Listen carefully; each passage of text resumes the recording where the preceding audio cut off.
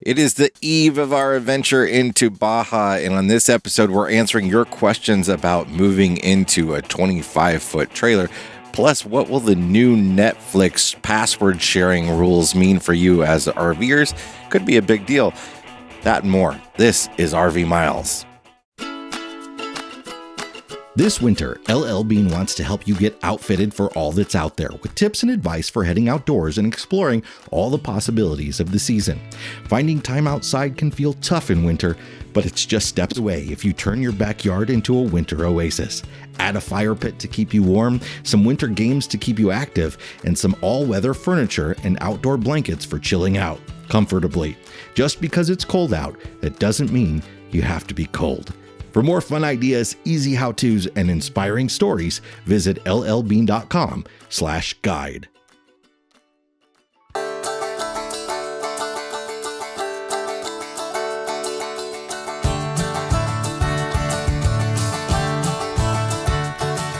Welcome to episode number 265 of RV Miles. I'm Jason. And I'm Abby, and we are two full-time travelers who, along with our three boys, have been crisscrossing North America on one epic road trip, and it's about to get a whole lot more epic.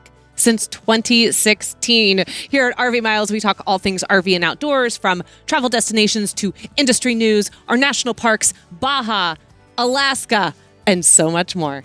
We are just hours away from packing up and leaving Palm Springs. We actually have this campground booked till tomorrow, but we're getting out a night early. We are going to the campground Mecca Oasis. The campground of the gods, Walmart.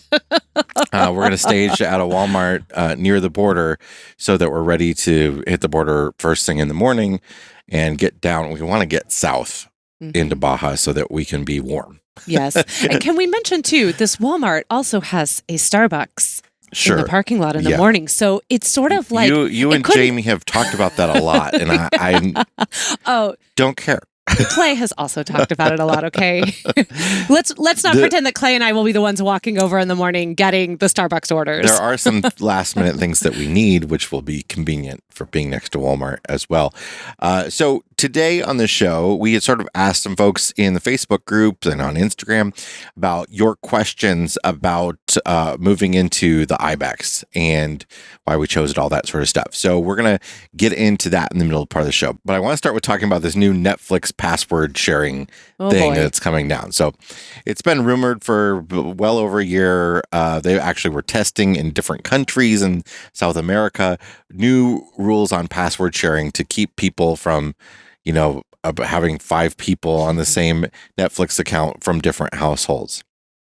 So why does that affect RVers? Well, the way they intend to implement this is that you have to have each device that you have Netflix on, your iPad, your TV, whatever it is, it has to be logging in at your home address at least once a month.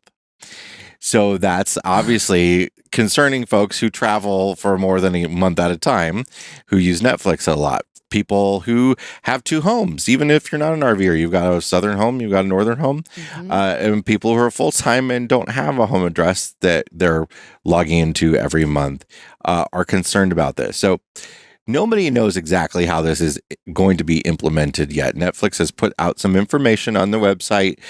They made the language sound very, very firm at first, and they have now gone back and softened the language about what it will be like.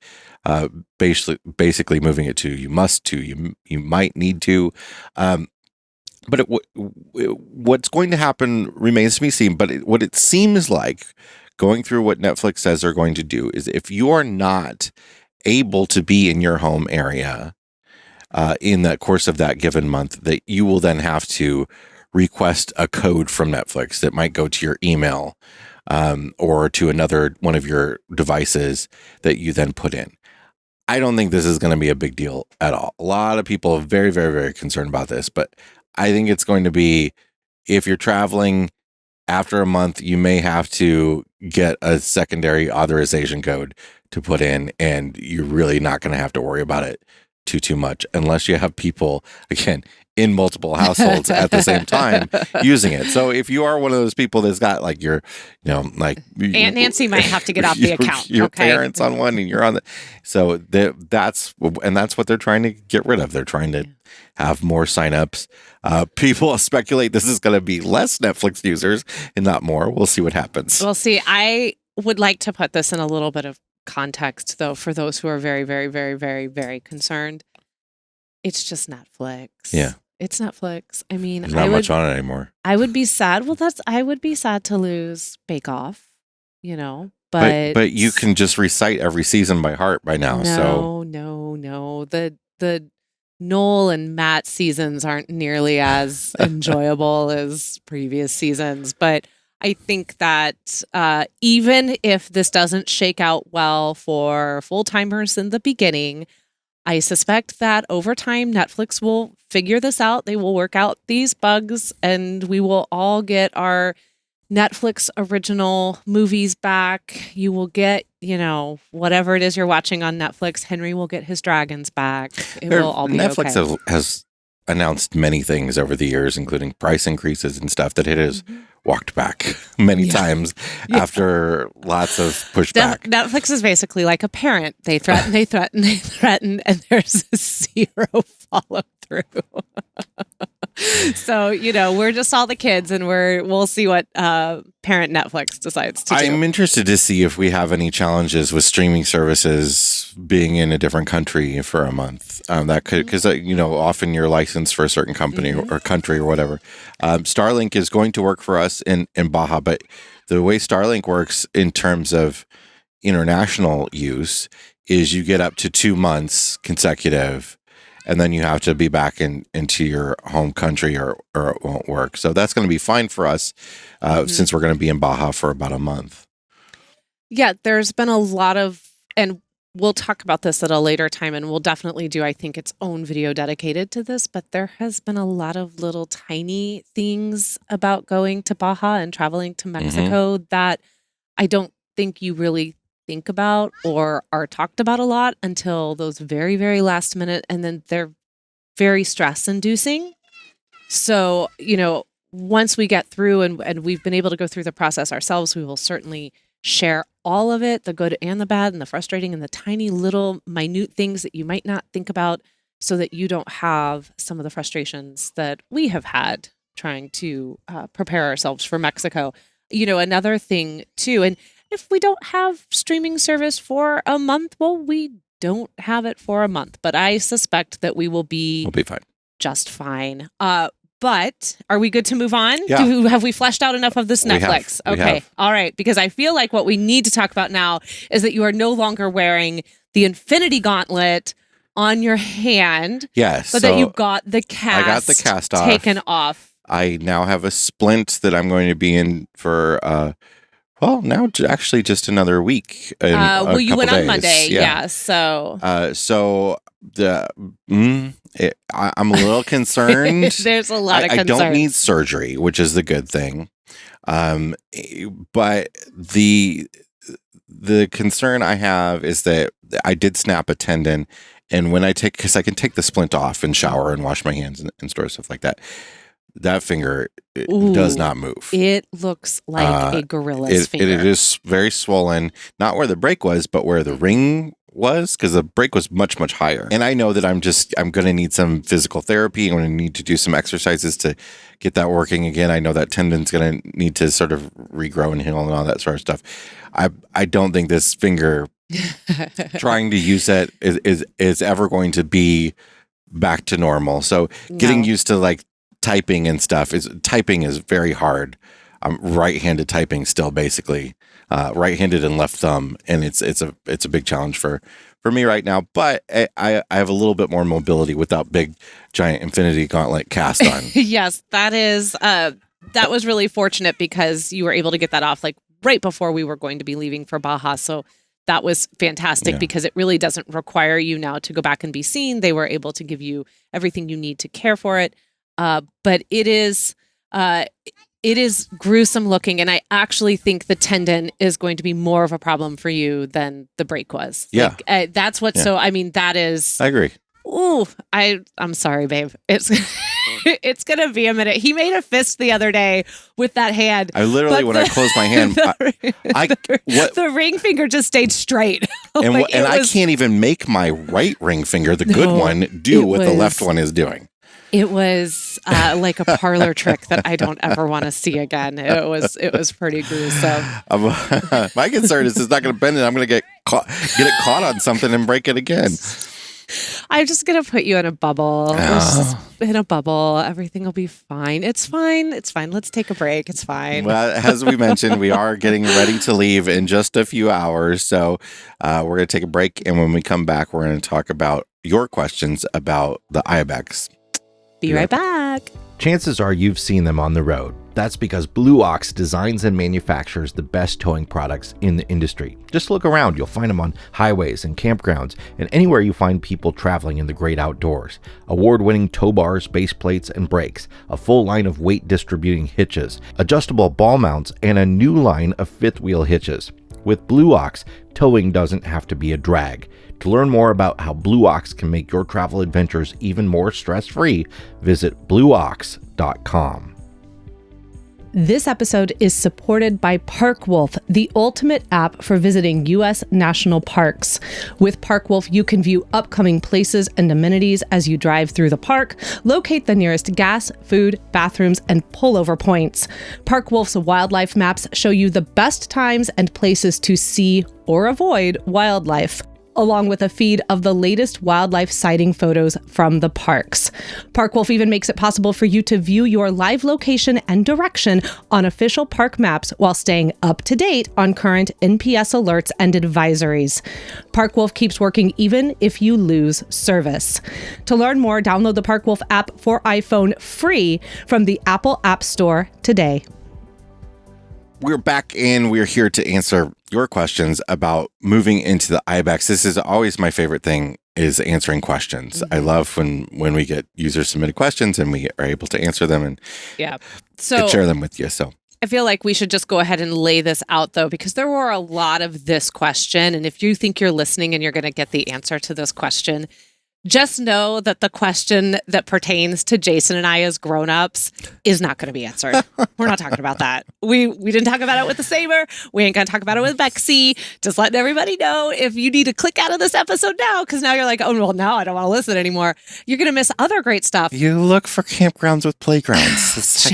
Our kids are too old for playgrounds anymore. They don't care. Go for a bike ride. So, but just know that there will be no grown-up answering of questions. So the first question that was second most asked, one.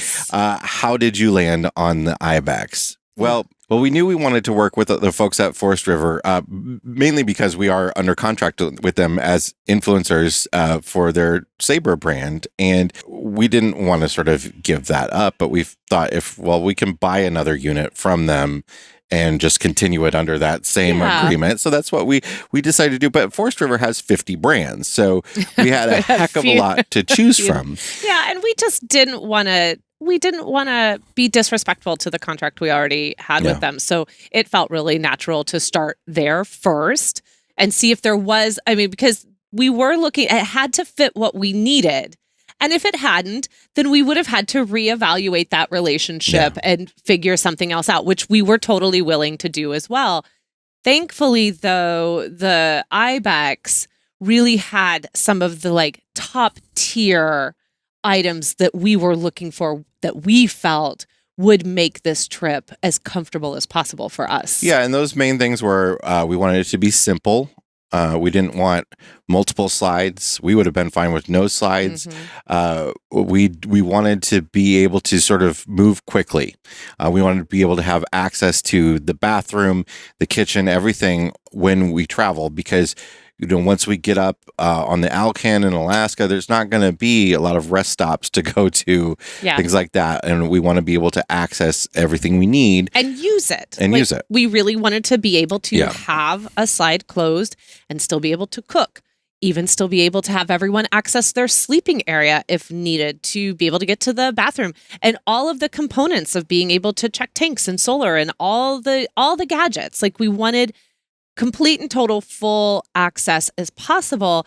And we didn't think when we first started looking at the Ibex 20BHS, which is what we have, that we thought the slide was going to come in much further than it does. Yeah. And then thankfully, we were able to watch and to see several videos and really get our hands on information that showed us just how much space we have between when the slide is closed and the kitchen.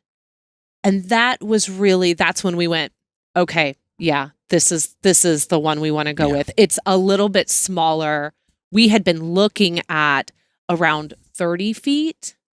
And I think I remember talking to you and we were going back and forth between this 30-foot toy hauler and then this one. And I said, well, if we're just going to do it, let's do it. Yeah. Let's go small. Let's go as small as we can. If that's the goal, is to move as quick as we can and be as nimble as we can, then let's do that. We knew we needed space for 5 to sleep. Mm-hmm. Obviously, we wanted there are some differences in looking for a rig like this for camping for a week at a time or going out on the weekends and living in for a decent amount of time as we are.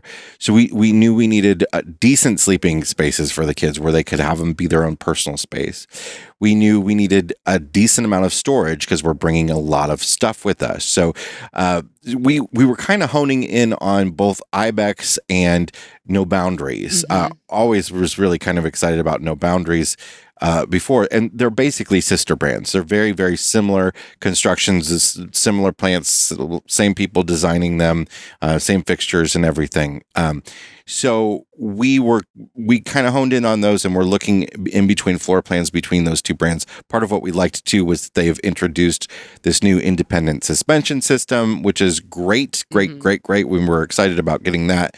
So that was actually, I think, again, another tipping point towards this particular model, because once we knew they were going to be putting that independent suspension that they call beast mode onto the Ibex, and it wasn't just going to be with No Boundaries anymore, then we really felt like we were able to expand what we were looking at. And this, the 20BHS has just far exceeded in regards to space, individual space for all of us, far exceeded what I thought. I mean, Ethan's room is he kind of landed the best spot. He's in the dinette. And it's completely converted into a room now. But there were other options within those two brands that we were looking at where they have a Murphy bed to give us a sofa and some more sort of living space.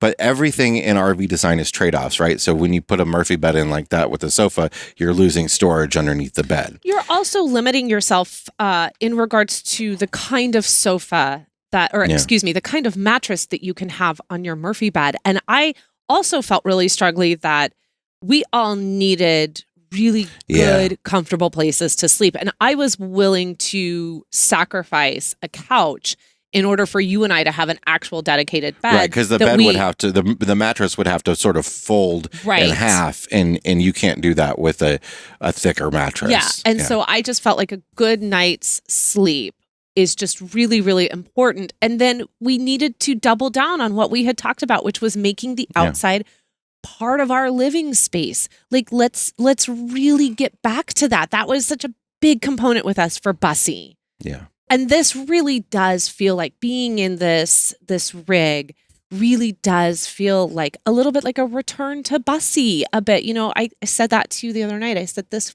feels familiar. It feels, it does. It feels very much like home. It's tight. There's stuff everywhere. But if you can think outside of the box and you can get a little creative and you can learn from others who have come before you, you can really put something pretty amazing together. And you have been able to design and create and think up some incredible storage in there that was really simple, really inexpensive. Yeah. And once we get on the road and we really do have everything kind of settled, we absolutely want to share all of that with everyone. And we've done the walkthrough now of what it looks like. Wait till you see the walkthrough of what it looks like after the Eppersons got a hold of it. It's a completely different rig, maybe not in regards to colors. We didn't do anything wild like painting or anything, but we really did figure out a way to make it work for a family of 5. So that is why we landed. That's just a few of the things as to why we landed on the Ibex. Now, this next question really shot up once I just shared a reel a couple days ago showing the beginning stages of what we were doing to Fordo.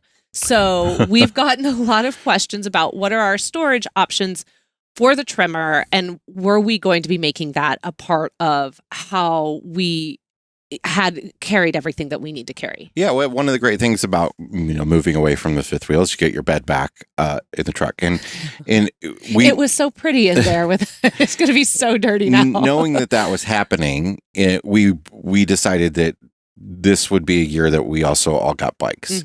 So the kids got bikes for Christmas. We got a couple electric bikes ourselves.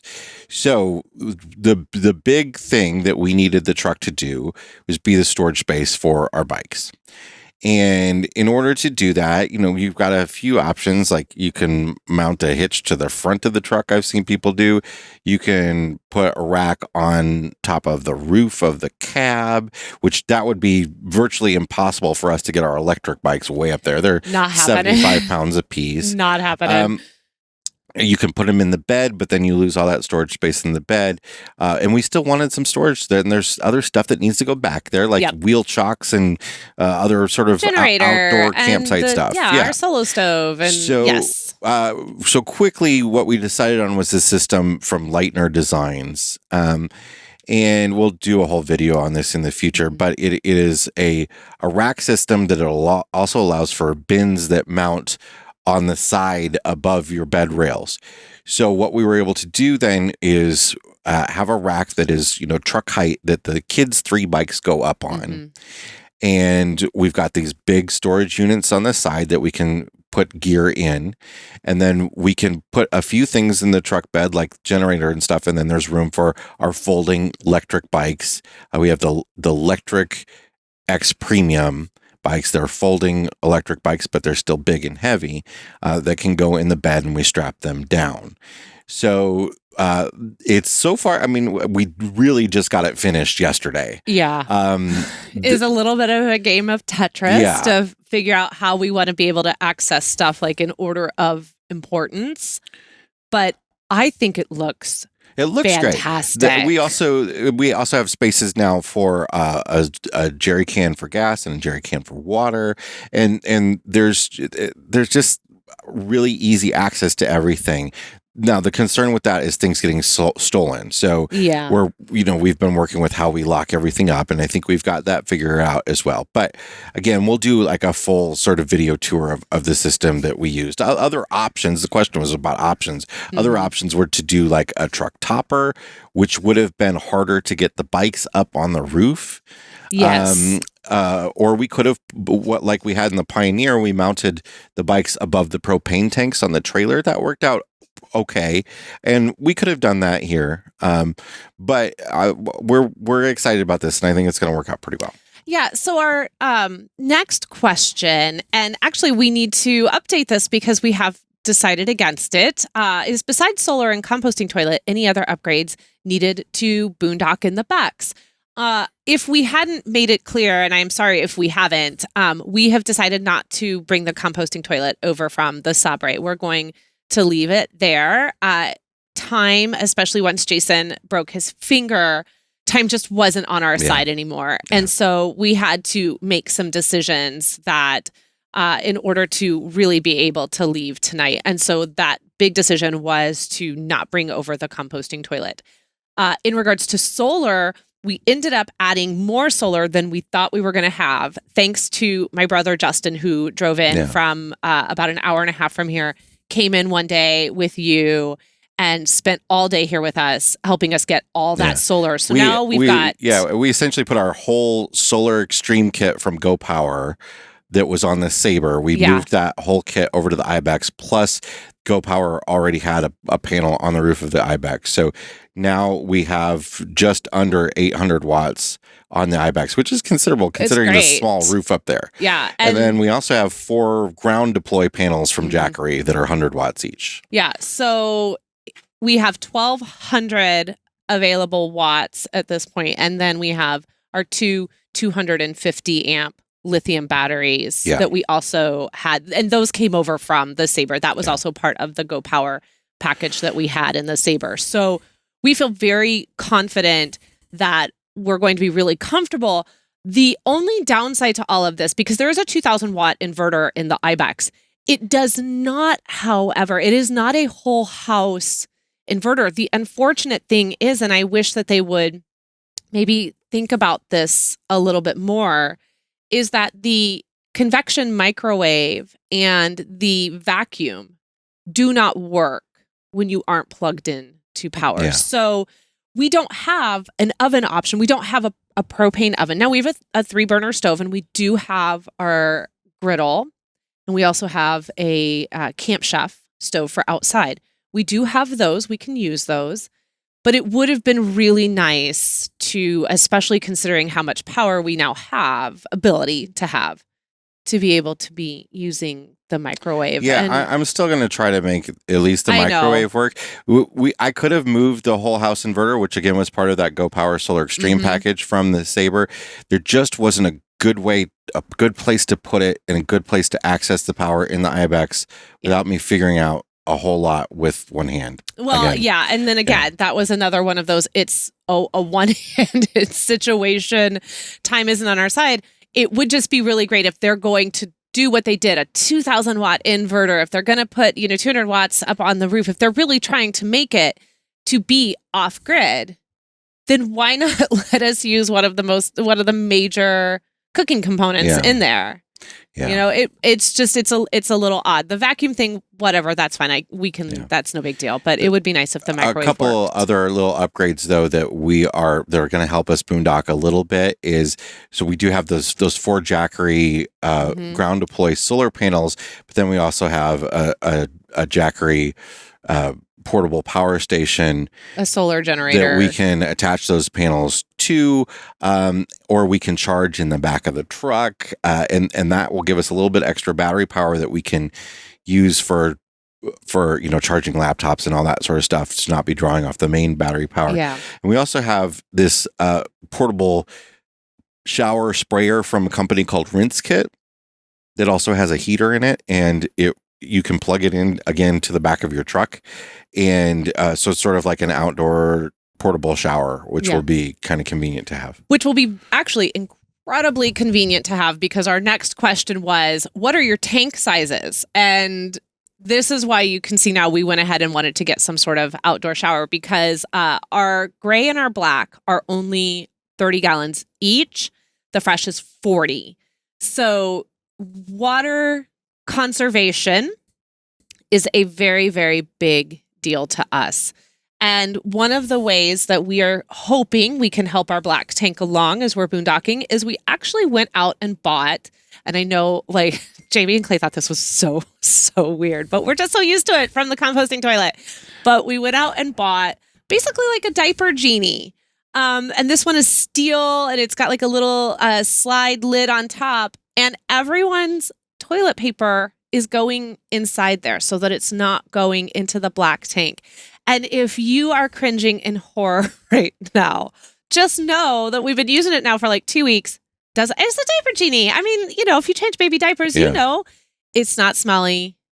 It's super easy to use. Yeah. It's right by the toilet. It's really not a big deal. Well, and it keeps poop pyramids from potentially happening in the rig. Well, and you can the whole idea is that you can flush with less water if you don't have toilet paper, right? Now, if it's real bad, and like you can still throw it in the toilet, right? We do, yeah. So there is a threshold. There is a threshold, and we've all talked about it. Like if you feel like trying to put that into the diaper genie might create some issues and requires some cleaning, it's best to just go ahead and flush down the toilet. Totally fine. But 95% of the time, it can go into We can this also diaper throw genie. things like body wipes in there, like for Body when we like wipes? freshen up without a shower, that sort of stuff. And that's, that's another thing that we're doing to make boondocking more accessible in the Bucks is we're working with Bravo Sierra, and they have graciously provided us with their really cool, like full body wipes, their dry shampoos, and we're going to really utilize that a lot in Baja, again, to make our gray tank last as long as possible. All right. Now, this is a great question because I actually asked you this last night. Someone wanted to know, how do you clean out the vacuum? So the vacuum is sort of a cartridge that is under our pantry, and you just you can hook the hose up right there to it, or then there's this sweep station where you can sweep into it. So it's like a central vac, but it doesn't have hoses ran all over the house. You still connect a hose to it. Yeah. But it's just a cartridge that you pull out, and it's got a bag in there, and you dump and replace the bag theoretically. So I guess we need to get replacement bags for it. Yeah, but I guess we do. In the time we've had it, it's like a quarter full. Well, and because I thought, where does this magically go? I'm sweeping it into this, and I have no idea. I wasn't there during the walkthrough or any of that, and I thought, where am I magically sending this? Am I sending it just like flying out the back of the rig? Like, what is happening? So it seems to be very easy to clean. It's also been really great to use. I've been actually kind of surprised. I thought it was going to be gimmicky. Oh no, sweeping up Man, and just sweeping into that legit. without having to get the dustpan out and try to get every single crumb onto the dustpan. It's so great. I don't hate it. All right. How long do you plan to stay in the Bex? We have no idea. At least until August.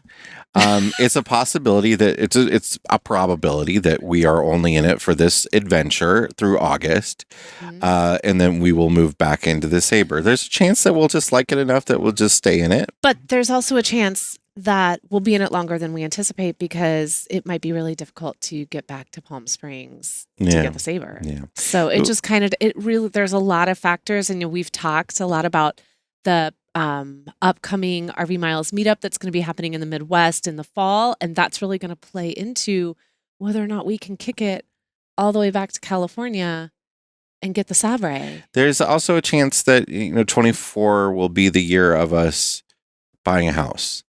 It's something we've considered, and that maybe we will stick with a smaller adventure rig for when we go camping. 2024 is also supposed to be the year that we do a big Northeast swing, and so who knows? Yeah. Who knows? Also, Hawaii. As you know, our plans are up in it. That's not happening. What do you do for school on such a full-time travel schedule? That's a fantastic question, because I think this absolutely is a full-time travel schedule, but we do have it broken down that we are only moving for the most part on a Saturday or a Sunday. And during the week, we really do try to stick to a good schedule. The kids have out school classes online that they take. They have their schedules for each day that they are responsible for.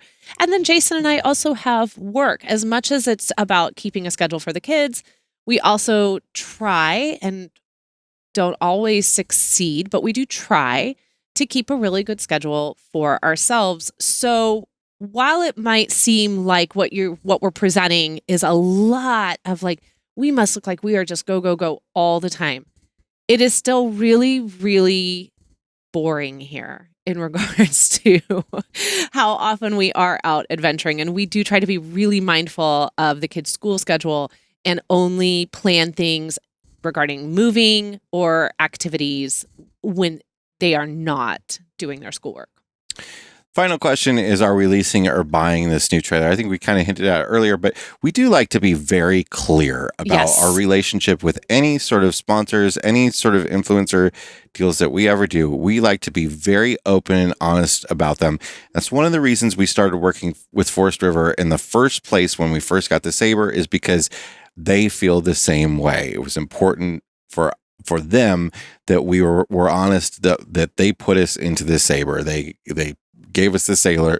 They gave us the Sabre to move into so that we would create content around that. It's a working relationship. Yes. Like they didn't, I hesitate to say they gave us anything because we're giving them as well. And so it's a partnership. It's It's our compensation for the content that we make for them. Now, because they already gave us that unit to live in and we wanted a different one, we paid outright for this one. We paid dealer cost for it.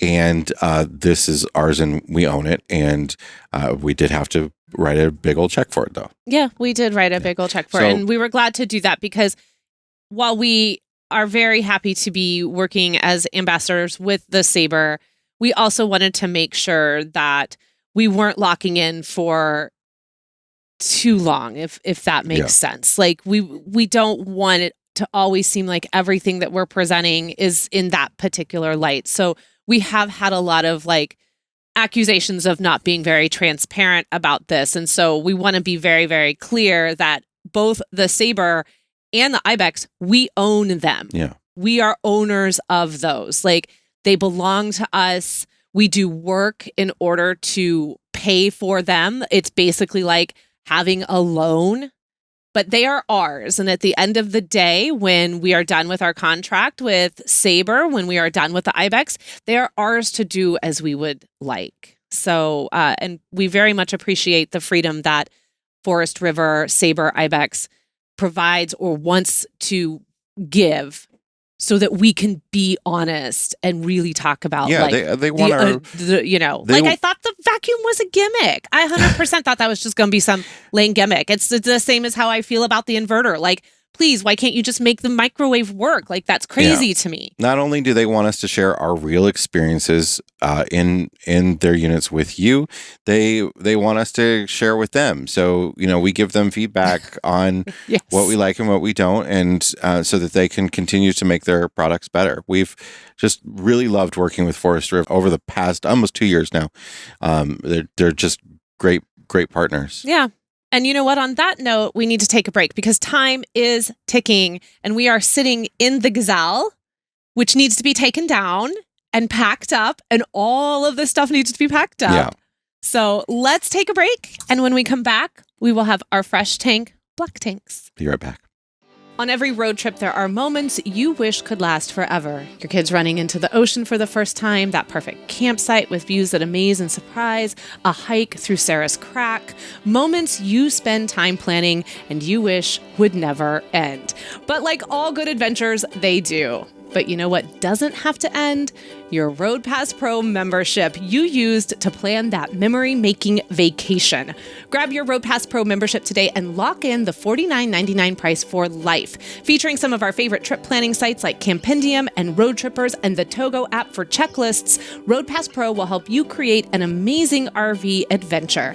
Save $10 off your first year with code RVMiles10X and lock in the renewal rate of $49.99 for life. Road Pass Pro is going up in the new year, so if you've been on the fence, now is the time to join and save. Just click the link in the description and use code RVMiles10X to save $10 off your first year of Road Pass Pro. We are back, and it is time to check the level of our tanks. Jason, what is in your black tank this week? My black tank is how much vehicle insurance to go into Baja costs.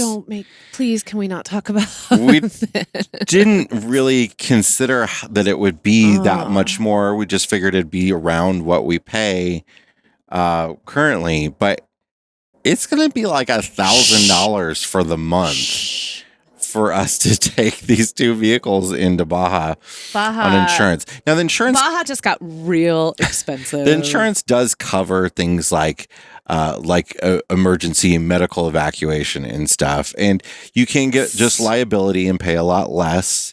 But we wanted to have full coverage because this truck and the truck's on a loan. And also, I mean, let's not forget, this is Jason. And he is going into Baja with a healing broken finger. The truck is on a loan. The loan requires us to have collision coverage. And obviously the RVs are our business, our life, and our home. So yes, we want those to have collision coverage as well. So, and we all love you and we want you to just a little shocked by the cost. I have talked to several people now, though, that have said to like max out the medical payment coverage, because apparently the way it works in Mexico is if you injure somebody in an accident, basically you're paying their salary for life. It's like Woo. Yeah. So the insurance company also suggested that we max that out as well. But that only added like $50 to max that out. But it's expensive. It's fine.